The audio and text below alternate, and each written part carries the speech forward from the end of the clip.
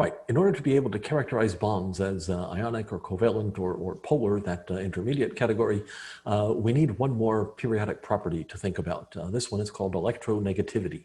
Right. Definition is that the electronegativity is a measure of the ability of an atom in a molecule to attract the shared electrons in a chemical bond. That definition should seem different to you in various ways from the other properties we've talked about. Okay. The first is that it talks about an atom in a molecule. Okay, so other things are just properties of individual atoms off on their own, as it were. Okay. The other thing that's different is there's no mention of the word energy or of anything that seems like we could design an experiment to actually go in and measure it. Okay, it just says it's a measure of the ability of an atom to do something. So it's a little bit more of a concocted or assigned trait as opposed to an experimentally determined one in some ways. The electronegativity it says it's measuring the ability of an atom to attract electrons to itself. Okay, that should tell us that it should be somehow connectable to the ionization energy and the electron affinity. Right, the ionization energy, remember, measures how well the atom holds on to its own electrons. Right, because it says, is it easy or hard to pull an electron away from that atom? Right, so if something has a high ionization energy, that means it's good at holding on to its electrons. The electron affinity measures how good is that atom at pulling another electron in and making an anion, negatively charged ion, right? So a negative electron affinity value, again, means something is good at pulling electrons towards it. So those two things should correlate with where we have high electronegativities. So let's look at electronegativity values. This is a periodic table that has the electronegativity numbers included with it, okay? I use this one here because this one, now that we're learning about electronegativity, this will become the periodic table that shows up with your exams or quizzes. And as it says over here, the little box up in the corner of each element square, that is the electronegativity value, right? If we scan this set of values, we'll find a few things. One is we'll find that right here for fluorine, where it says 4.0, that is the highest of all the electronegativity values. Okay, so fluorine has the largest value for this. If we go diagonally to the opposite corner down here, we'll have a couple that say about 0.8 for francium and cesium. Those are the smallest of the electronegativity values in this, this set. You can notice some other things. You'll notice that the group 18 elements over here do not have electronegativities shown. That is largely because electronegativity is a property, as the definition said, of an atom in a molecule, and we don't find helium and neon and those things in molecules very often, right? So most folks don't actually assign values to them in this case, all right? And if we look through here, we'll see that the values for metals typically are on the order of 1. By the time I get in here, trending maybe a little bit, 1.5, 2-ish. The values for non-metals are typically going to be above 2 if we look at the ones that are over here in this slice of things. I don't know why I left out carbon from non-metals there, but I didn't mean to. Okay, so that's our electronegativity values. The big electronegativities up there in the top, towards the top right-hand corner of the periodic table, that means those atoms are good at attracting the electrons in bonds, okay? Low electronegativity means that they're not good at it. That means the electrons are going to be pulled away from the low electronegativity end towards a higher electronegativity atom. And the correlations, again, a negative electron affinity correlates with a high electronegativity. A low ionization energy correlates with a low electronegativity, right? And we saw that when we looked at the periodic table. So make sure those make sense to you and go from there. So the values on there, I mentioned, they don't have units on them or anything like that. They're somewhat approximate, among other things. If you look these up in different places, you'll definitely find numbers that wobble a little bit from one source to another. The scale is arbitrary. On that periodic table, it had it labeled as the Pauling electronegativity. Pauling is Linus Pauling, who was an important figure in the evolution of thinking about chemical bonding, and he actually made up the idea of electronegativity. Okay, and so he was the one who decided, well, fluorine is going to have the biggest value, and I'm going to call it 4. This symbol here in my constant quest to teach you the Greek alphabet, this is a chi. That symbol is at least sometimes used for electronegativity. You will sometimes see just En written as well, which is perhaps easier to write properly than a chi there. Okay, and our values again go from the large value for fluorine up in the top right-hand corner of the periodic table down to cesium and francium in the lower left-hand corner. Those are the extremes. Okay, and my electronegativity should increase as I move up or to the right in the periodic table, and it's a pretty well-behaved property. If you look through all those values, you'll be able to see that they go reasonably smoothly. So what are we going to do with this electronegativity? Right? The thing that we want to look at to categorize bonds, in a bond, remember, we have two atoms that are stuck together, right? So what we want to look at is what's the difference in electronegativity between those two, okay? One way to think about this is the two atoms that are bound together are kind of having a bit of a tug of war over the electrons that are in the space in between them, okay?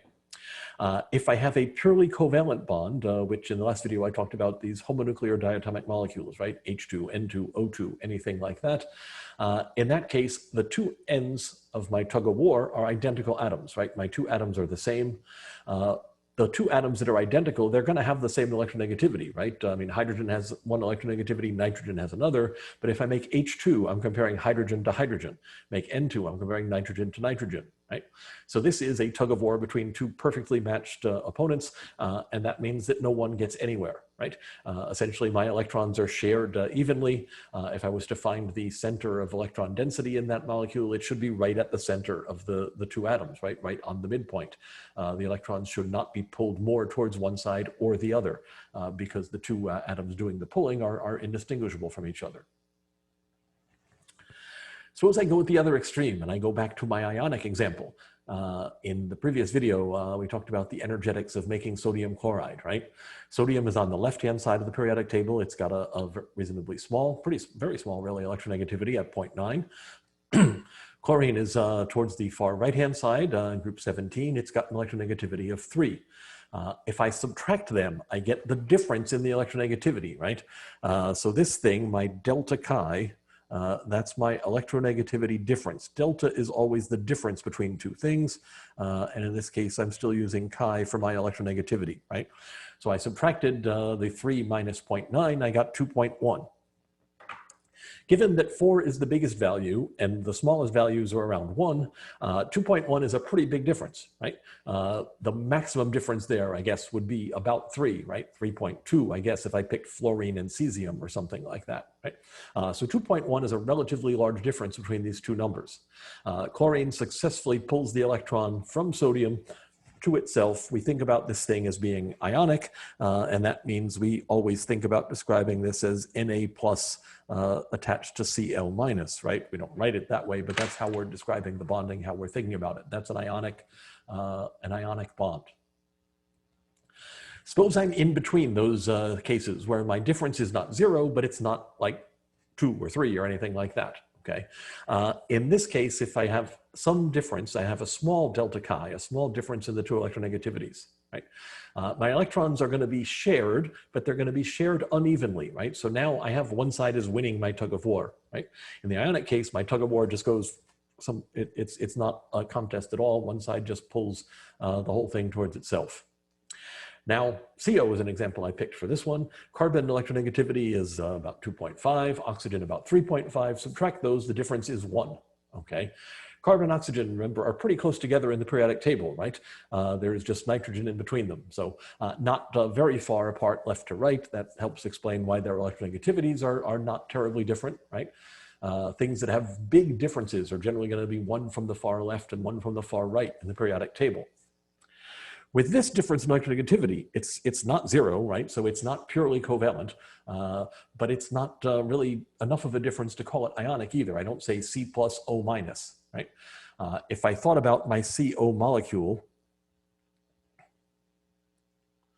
right, I could think about this by saying the electrons should be pulled a little bit more towards the oxygen end, right? So if I was to draw an electron cloud around here, it might just look somehow, that's really bad, so that it's sort of bigger around the oxygen, right? But if I was to find the center of negative charge in here, instead of being right at the midpoint, it's going to be pulled this way because my oxygen is pulling on those electrons more successfully than the carbon is. All right, this is a slide that's going to annoy you somewhat. I apologize. So how do we work with this electronegativity difference? Generally speaking, I like a set of numbers that says if the difference in electronegativities is bigger than about 2, then it's safe to say the bond can be described as ionic, right? If the difference is 0, then it's purely, totally 100% covalent. I like to reserve that covalent part for being totally, and like I think of that as an absolute, where there's no difference in the electronegativities, okay? If my delta chi, my difference in electronegativities, is bigger than 0, but less than a number somewhere around 1.8, then I can safely call the bond polar.